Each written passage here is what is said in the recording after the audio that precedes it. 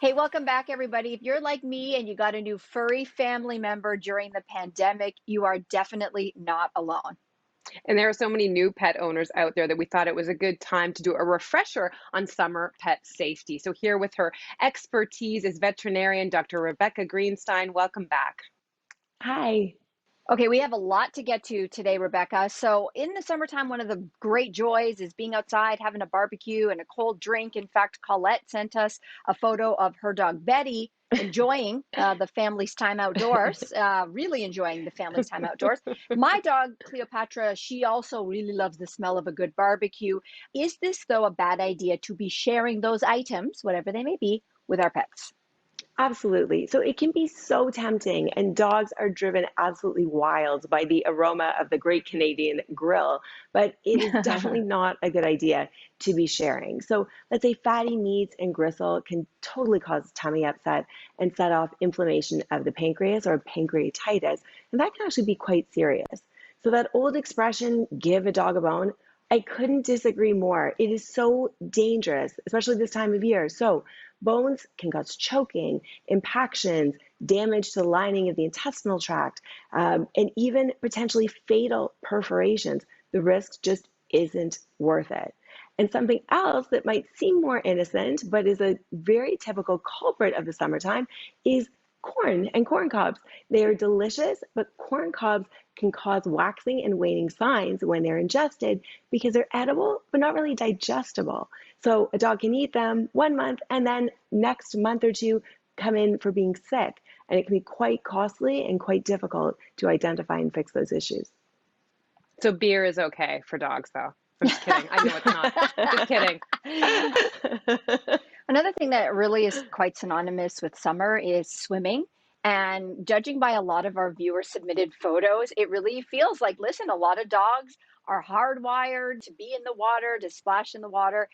But do you actually see a rise in any water related incidents when it comes to our pets over the summertime? So let me just say that swimming with dogs can absolutely be done safely. However, every single summertime, we definitely see an uptick at my clinic of ear infections and skin rashes, especially in the water-loving breeds. I see you, golden retrievers.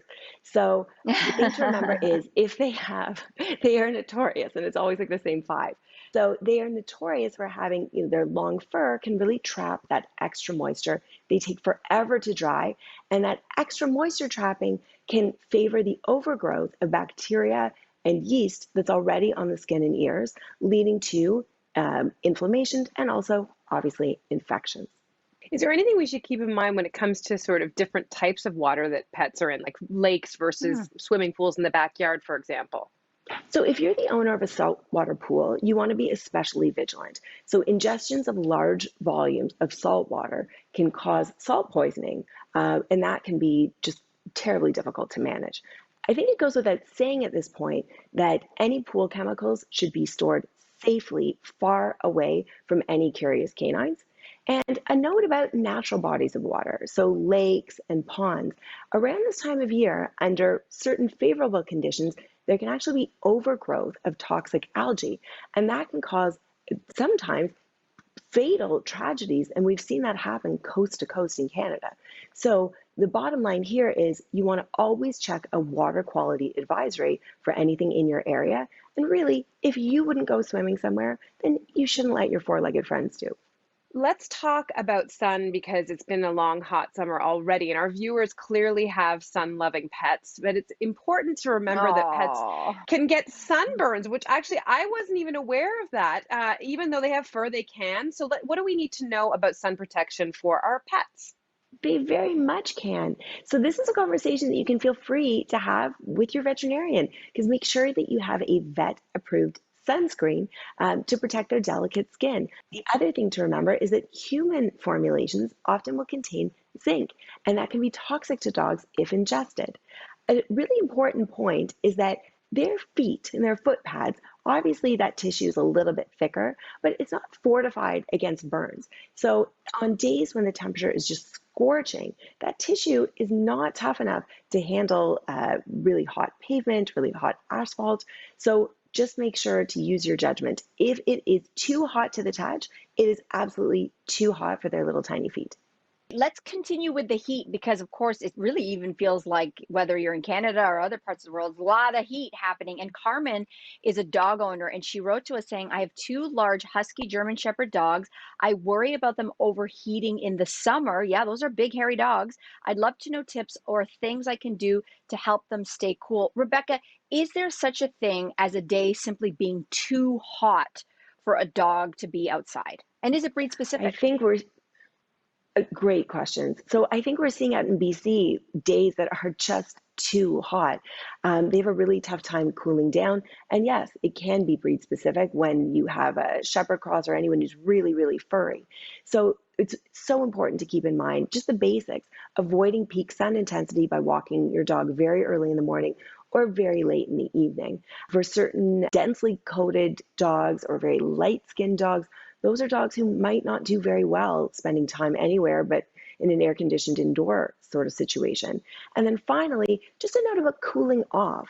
So it seems like a really good idea to let your dog drink from your garden hose, but we get so many calls about very serious internal burns. So you always want to make sure if you're offering Fido a sip or a dip from the outdoor garden hose that you check the water temperature first.